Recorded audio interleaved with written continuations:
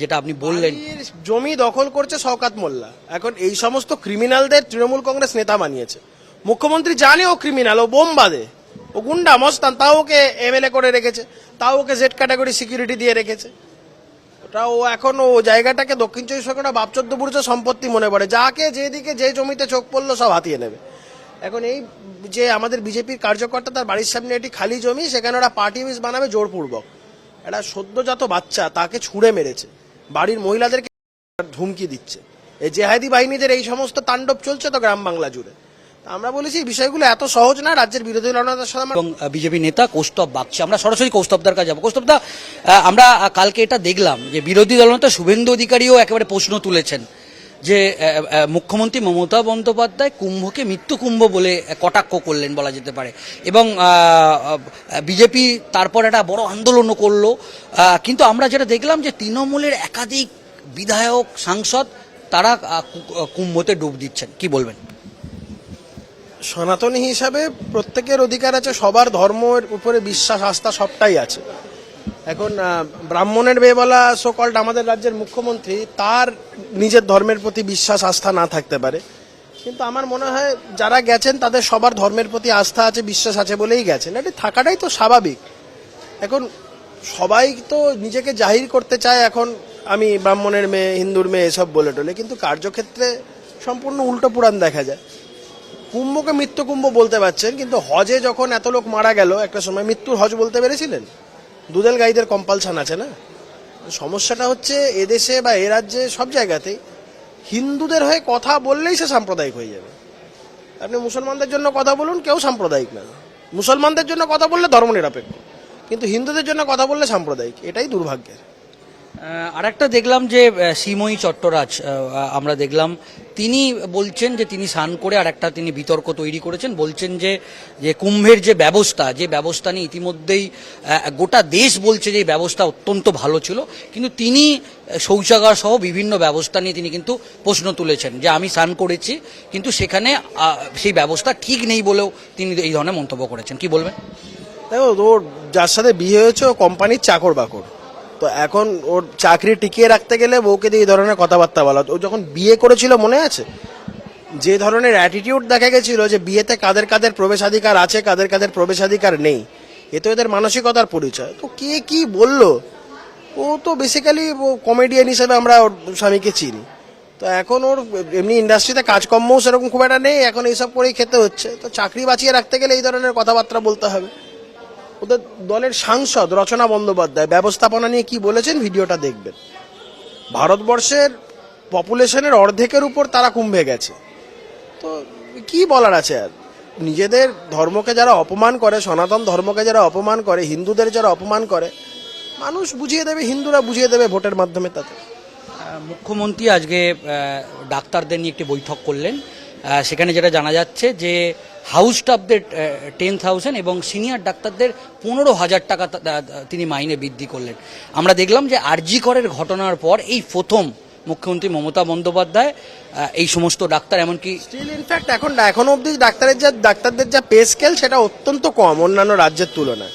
তো মুখ্যমন্ত্রী এগুলো ক্ষতে প্রলাপ দেওয়ার চেষ্টা করছেন। যেভাবে স্বাস্থ্য ব্যবস্থাকে নিয়ে প্রশ্ন উঠছে বারবার করে, ডাক্তাররাও প্রশ্ন তুলছেন বিভিন্ন ক্ষেত্রে, তো এগুলো ক্ষতে প্রলাপ দেওয়ার চেষ্টা করছেন। একটা বড় অংশের ডাক্তার তারা আজকের এই বৈঠকের মধ্যে তারা নেই, তাদের সব আমচা চামচাগুলো সব চটি চাটারা আছে, তারা আছে। কি করা যাবে?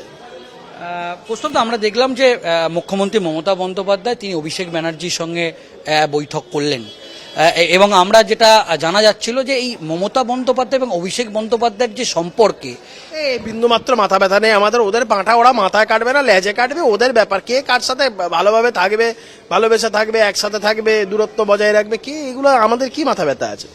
অভিষেক বন্দ্যোপাধ্যায় বাংলার বুকে, অভিষেক বন্দ্যোপাধ্যায় সম্পর্কে বাংলার মানুষের জনমানুষের যা প্রতিক্রিয়া, মমতা বন্দ্যোপাধ্যায়ের প্রতিক্রিয়া কান পাতলেই শোনা যাবে। তো এরা শুধুমাত্র সময়ের অপেক্ষায় সরকারটা যাওয়া, তারপরে কে অভিষেক বন্দ্যোপাধ্যায় আর কে মমতা বন্দ্যোপাধ্যায়। আরেকটা বিষয় আমরা দেখছি যে এরকম একটা জল্পনা চলছে যে পশ্চিমবঙ্গে নতুন একটি রাজনৈতিক দল আসছে, এবং সেটা নিয়ে বিভিন্ন জানি না ভাই, আমি ওইসব তত্ত্বে বিশ্বাসী নই। হ্যাঁ, কবে মাসির গোপ উঠবে তবে মাসি মেসো হবে, ওইসব গল্প দিয়ে তো লাভ নেই। এ গল্প বাজারে বহুদিন ধরে চলছে, এই সমস্ত আষাঢ়ে গল্প দীর্ঘদিন ধরে চলছে। রাজনৈতিক দল হবে, এ হবে, সে হবে, এসব তো কোনো কিছু এর আলটিমেটলি এর কোনো ইমপ্লিমেন্টেশন নেই। এই আষাঢ়ে গল্প, যারা ফাজছে ফাজছে। বাংলায় বর্তমানে ভারতীয় জনতা পার্টির সরকার প্রতিষ্ঠা হওয়াটা হচ্ছে is the need of the hour. বাংলাদেশে যেভাবে আজকে আমরা দেখতে পাচ্ছি যে জেহাদিদের দ্বারা যেভাবে সনাতনীরা অত্যাচারিত, হিন্দুরা যেভাবে অত্যাচারিত, সেই একই ঘটনার পুনরাবৃত্তি পশ্চিমবাংলায় হবে। এবং মমতা বন্দ্যোপাধ্যায় তার জন্য একদম জোর কদমে নেমে পড়েছে। জেহাদিদের উস্কানি দিচ্ছেন, বিধানসভায় দাঁড়িয়ে বিরোধী দলনেতাকে জেহাদিদের উস্কানি দিচ্ছেন, বলছেন সামলাতে পারবেন তো, আবার এদিকে বলছেন ব্রাহ্মণের মেয়ে। দুর্ভাগ্য এই জায়গাটা। এখন দেখা যাক বিষয়টা। এই মুহূর্তে ভারতীয় জনতা পার্টির একমাত্র হচ্ছে কি নিড অফ দি আওয়ার এখানে তাদের সরকার প্রতিষ্ঠা হওয়া। কারণ সনাতনীদের হয়ে কথা বলার, হিন্দুদের হয়ে কথা বলার একটা সরকারের দরকার। যেই সরকার আসলে এই জেহাদিদের দাপাদাপিগুলো কমবে। তাই এখানে অন্য কোনো রাজনৈতিক দলের প্রয়োজনীয়তা নেই। বাংলায় একমাত্র বিকল্পের নাম ভারতীয় জনতা পার্টি।